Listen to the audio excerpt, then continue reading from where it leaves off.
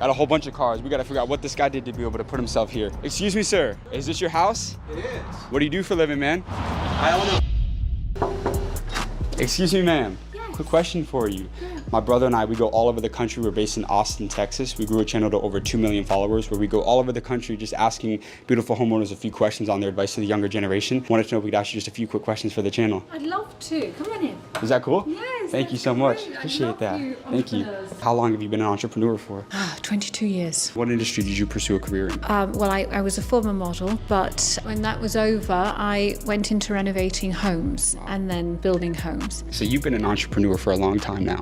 Over that period of time, what's the greatest lesson about entrepreneurship that you've learned that you pass on to someone who's about to start their first business in 2023? Well, one of the things that I love to teach my son is take a risk. Take a risk. You know, I had nothing, and I just believe that if you believe in yourself and you believe in what you do, then the chances are you will be a success. What would you say has been the most amount of money that you've ever generated in a single year? Cover your ears, cover your ears, cover your ears. Well, my last property I made 3.5 million on my last property. That's incredible. Look at that face, look at the face. Now he definitely wants to come into my business, don't you? Yes. Wow. But I'll make more on this one. How are you able to scale from 6 to 7 figures and then just from beyond there? Yes. So I was very lucky that I was able to reinvest my profit over and over and over. And what that did was that allowed me to get larger and larger and larger. And then the other thing that you can do is do a 1031 exchange. And what that does, it allows you to push out your taxes because you roll in your profit into your next build. So that just allows you to go bigger and bigger and bigger. Eventually, you're going to say, okay, I've got to stop now. Yeah. But yes,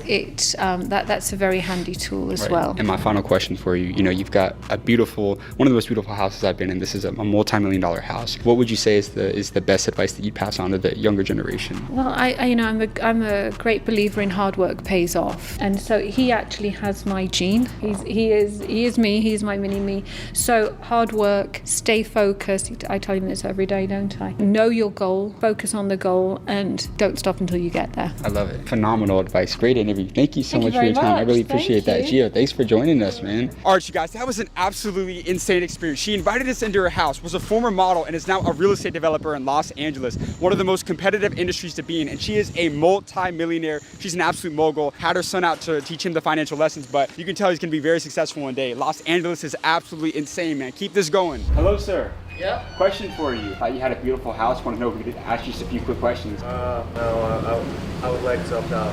What's that? I would like to opt out. No worries, sir. Have a good day. All right. Even though we started the day off with a crazy first interview, over the next 6 hours, we had no idea what was coming our way.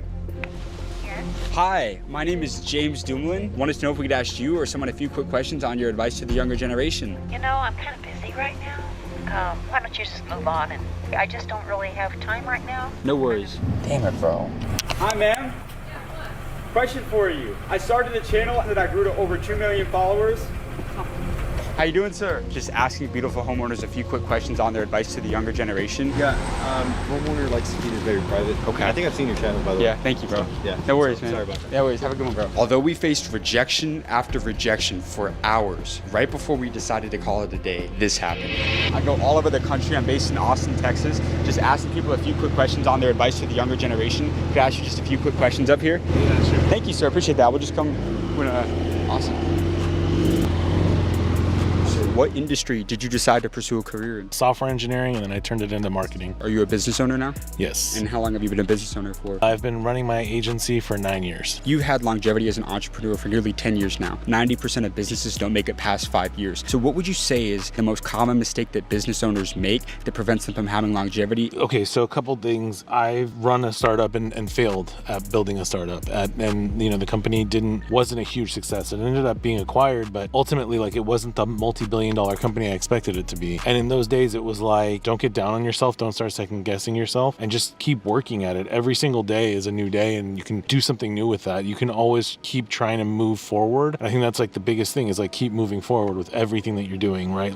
If there's a mistake that you made or you don't see sales going the right way, just keep trying and keep pushing at it and trying to figure out what you can do to get to that next level, but also make decisions. I think the biggest thing that's helped me in my career has been I'm very quick to make a decision decision. I feel like I can make a decision in a split second, and I don't overthink things and don't worry about too many things. I just jump right in. Early on, I always just was like, I hustled. I figured out how to like get stuff done, and I never took any shortcuts, is what I'll say. You've got great advice. Thank you so much for your time, sir. I appreciate you. Yeah, and one last final thing, any advice to someone who wants to own a Porsche one day? This is a multi-$100,000. This is a lot of people's dream car. Any advice? It's my dream car. When I was a kid, I actually used to always go to the auto show with my dad, and I'd get the 911 like posters or like pamphlets or whatever, and I'd hang them up in my room, and it's been my dream car. Just work hard, invest well, save, and go for it. All right, you guys, my man was driving down the street in the Porsche, and we yelled at him from outside of the car, "Excuse me, sir." We let him know about the channel and what we do, went up to him and asked him some questions, and turns out he was a beast entrepreneur, a marketing multimillionaire, started out as a software engineer, transitioned, now he's a business mogul. So caught him in the Porsche and gave some incredible advice. Shout out to that man right there. Let's get the next one. All right, you guys, we were out in Calabasas in Los Angeles, California. This is one of the wealthiest parts in the entire city. And as I said earlier, man, Los Angeles, this is the number 6 city in the entire world with the most millionaires. We're here at our next multi-million-dollar house out in Calabasas. We're gonna go up to it, see if we can get some game from the owner, figure out how they were able to put themselves in a house like this.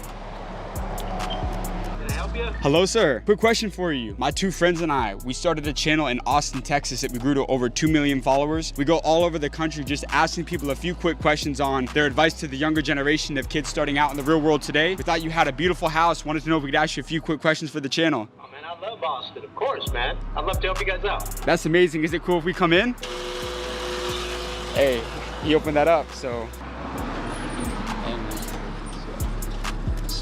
You guys see the Lamborghini, he's got the Aston Martin out.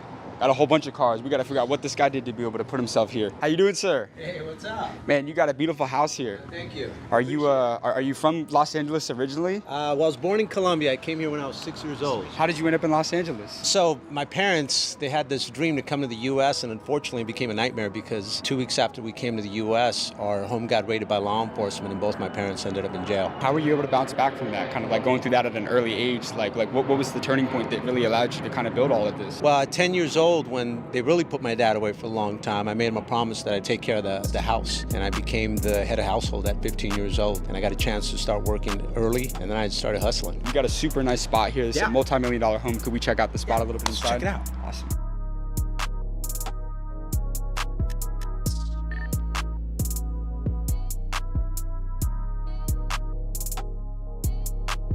What industry did you decide to pursue a career in? Home security. I've had that now for 25 years, and I just started a solar company a year and a half ago, which just happens to be the 20th fastest growing company in Inc. 5000 magazine. How old were you when you started your first business? I was 21 years old. 21. And how old are you now? I'm 46. What's the most amount of money that your business has ever generated in a single year? It'll be this year. We'll do 200 million. Scaling is one of the hardest things to do as a business owner. A lot of people, they'll have that great idea, but they don't know how to scale and grow it. So how have you been able to scale to a 9-figure business? It has to come back to influence, right? Because to bring in good people, they have to believe in you. You know, your dream's got to be so big that everybody's dream can fit inside of it. Because again, the good people, they have a lot of options, but you got to take the first step. Faith is really taking action before you have what you need. I remember as soon as I started the home security company, I bought the minivan before I actually had the people. Because we used to go in minivans and I used to fill all of them up and we used to go door to door. I didn't even have a team yet, but I bought the minivan knowing that the people were coming. When you put money behind something, that's when you know you're committed. I call it a necessity level. A necessity level is this sudden willingness that untaps this tremendous amount of ability that you didn't know you had. That's why I've always been great at putting myself in pressure situations that increase my urgency